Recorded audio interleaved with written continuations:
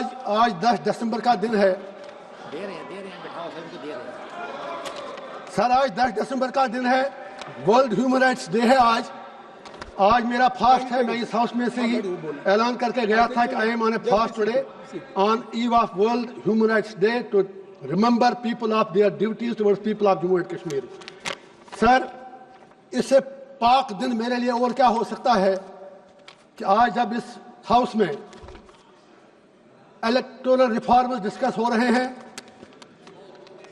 और मैं उस जम्मू कश्मीर से आया हूं जहां के लोगों ने मुझे, जब यहां अभी इलेक्टोरल बॉन्ड्स की बात चली, करोड़ों की बात चली, तो मुझे जेल में बिठाकर 10 रुपया खर्च किए बगैर 2 लाख से ज्यादा वोटों से जिताकर पार्लियामेंट में भेज दिया।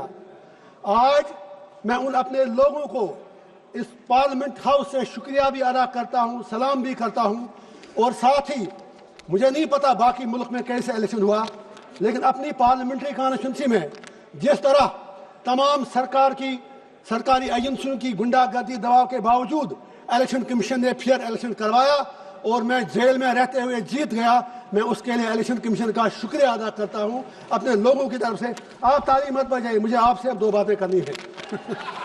तो एक बात आ गई आपकी बात, नहीं, आप इनकी बात भी करें। इंजीनियर साहब सर आपने जिस तरह से अब बात करने दीजिए ना सर। जज्बात की तर्जुमानी की है, शुक्रिया वो आपके पूरे वतन तक चली। शुक्रिया। आप नहीं, शुक्रिया सर। आप मुझे इनसे ही बात करें, प्लीज आज खुदा के वास्ते मुझे आज 2-4 मिनट दीजिए। इंशाल्लाह बहुत ही इंपॉर्टेंट बात है, बहुत ही इंपॉर्टेंट बात है। मैं ये कह रहा हूं, या तो आप इलेक्शन रिफॉर्म्स कर लीजिए, जेल से be serious for a while please, for God sake, don't make mockery of this. आपकी देशभक्ति हमने देखी जब वंदे मातरम पर डिबेट था, कोई नहीं था यहाँ पर, हमें आप क्लास में बिठा के रखते हैं, भाग जाते हैं।